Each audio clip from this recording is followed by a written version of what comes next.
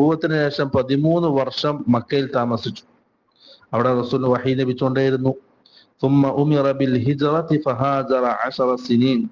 പിന്നെ അല്ലാഹുവിന്റെ റസൂൽ ഹിജ്റ കൽപ്പിക്കപ്പെട്ടു, ഹിജ്റ ചെയ്യാൻ കൽപ്പിക്കപ്പെട്ടു. പിന്നെ മദീനയിലേക്ക് ഹിജ്റ പോയി അവിടെ 10 വർഷം അല്ലാഹുവിന്റെ റസൂൽ ജീവിച്ചു.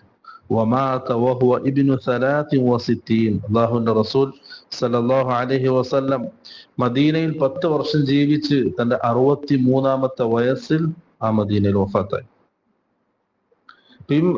ഈ ഹദീസിൽ ഇമാം ബുഖാരി മുസ്ലിം ഉദ്ധരിക്കുന്ന ഹദീസാണ്. ഈ ഹദീസിൽ നമുക്ക് മനസ്സിലാകുന്നത് റസൂൽ സല്ലല്ലാഹു അലൈഹി വസല്ലമക്ക് 40 വയസ്സ് പൂർത്തിയായതിനു ശേഷമാണ് നുബുവത്ത് ലഭിച്ചത്. അതുപോലത്തെ രണ്ടാമത്തെ വിഷയം, അല്ലാഹുവിന്റെ റസൂലിന്റെ ബിഅസത്ത് ഉണ്ടായത് തിങ്കളാഴ്ച ദിവസമാണ്. വഫി യൗമിൽ ഇത്നൈനി യഖീനൻ ഫൻഖുല. അതിലൊരു തർക്കമില്ല, അത് യഖീനാണ്. ആ രീതിയിൽ